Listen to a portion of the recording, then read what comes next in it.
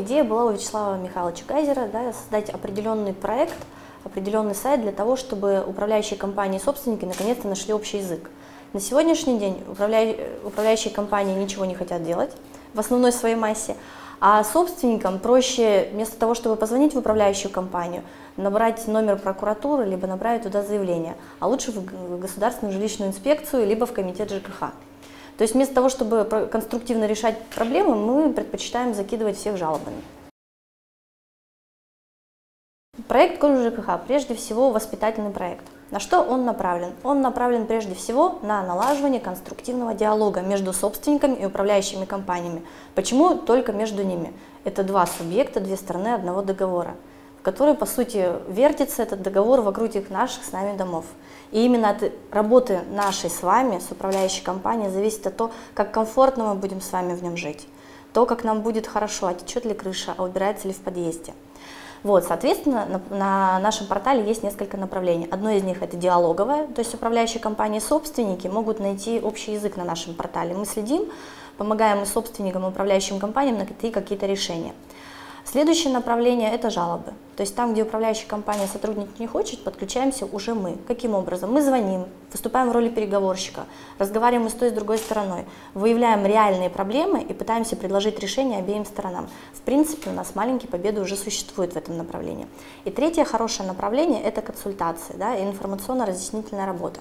Понятно, что силами нашей небольшой команды, которая сейчас расширяется, мы стараемся наполнить максимально, но пока не все вопросы еще раскрыты, но мы над этим работаем.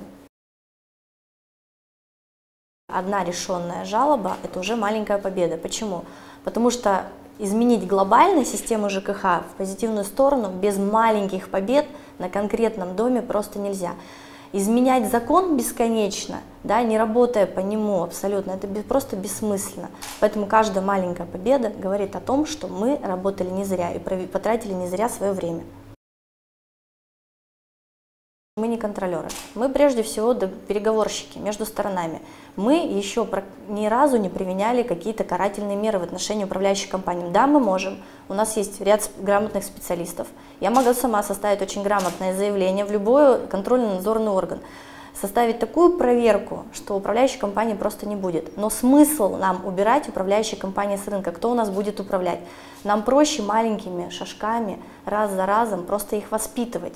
Смысл убирать и что-то восстанавливать, что-то новое заводить, когда нужно воспитать и заставить их сделать то, за что мы уже с вами заплатили. Это самое большое, я считаю, для них наказание. Управляющие компании охотно идут на контакт, когда мы делимся какой-то новой информацией, новым видением закона, когда мы делимся с ними судебной практикой, предлагаем какие-то решения, например, по работе с дебиторской задолженностью, да, по работе с квартирами, где никто не зарегистрирован, но проживает целая куча людей.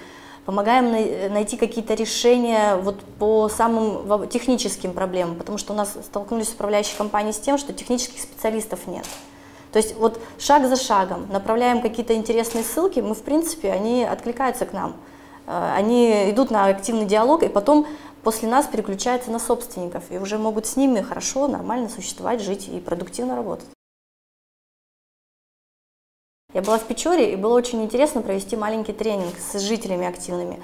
Я спросила одну очень недовольную женщину пожилого возраста, а как она оставила свою жалобу в диспетчерскую по телефону.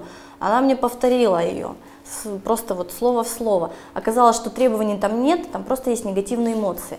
То есть зачастую мы несем туда негативную эмоцию, да, мы не можем сформулировать требования свои, и получается, что мы не достигаем никакого результата. Поэтому, что я советую собственникам, прежде всего остановиться, эмоции, как бы это ни хотелось, нужно спрятать. Да, прежде всего подойти спокойно, на том конце провода, за столом сидит тот же человек, который негатив слушать не хочет. Когда мы разговариваем спокойно и конструктивно, результат он всегда есть. И все директора управляющей компании идут на контакт без эмоций. Собственники хотят работать, да, им не хватает информации. Соответственно, мы им отвечаем на вопросы, даем какую-то интересную информацию, какой-то выброс им. Информацию даем. Мы проводим частные консультации. Очень часто звонят мне на телефон и советуются, как поступить. Какие-то маленькие такие тонкие юридические моменты мы доносим. И в принципе собственники готовы уже продуктивно и спокойно работать с управляющими компаниями. То есть они уже Вот сейчас по Усинску с одним из партнеров случилась не очень хорошая ситуация. Крыша много лет не ремонтировалась, и самая активно недовольная собственница позвонила мне, и мне очень понравилась ее фраза. Я ведь директор это понимаю. Я понимаю, что он каждый день под статьей ходит, когда мы что-то от него требуем. И вы помогите мне, пожалуйста, найти с ним общий язык, я не хочу, чтобы его увольняли. То есть, в принципе, мы видим, что небольшая масса собственников, да, какой-то костячок уже сформировался, и он готов что-то изменить в лучшую сторону в сфере ЖКХ. Я вообще человек абсолютно аполитичный, да, в силу своей профессии, но юристы, они обычно политикой не увлекаются. Тут я сидела, я же юрист, почитала законодательство и поняла, что у депутата очень много интересных полномочий, которые я бы, например, могла использовать, да, во благо. То есть я имею право на депутатский запрос, на который определенные органы, структуры коммерческие не имеют права отказать мне.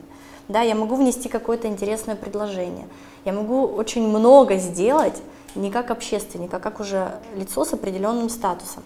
Меня как общественника сейчас шпиняют. То есть если не захотят, они закроют передо мной дверь и будут абсолютно правы. Пока такого не случалось, но это может быть. Какая-нибудь вредный директор управляющей компании скажет: ты кто такая?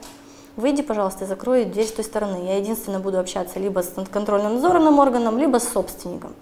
Хочешь, иди, бери доверенность у собственника и приходи, тогда пообщаемся. Сами понимаете, это деньги, и не каждый собственник на это пойдет.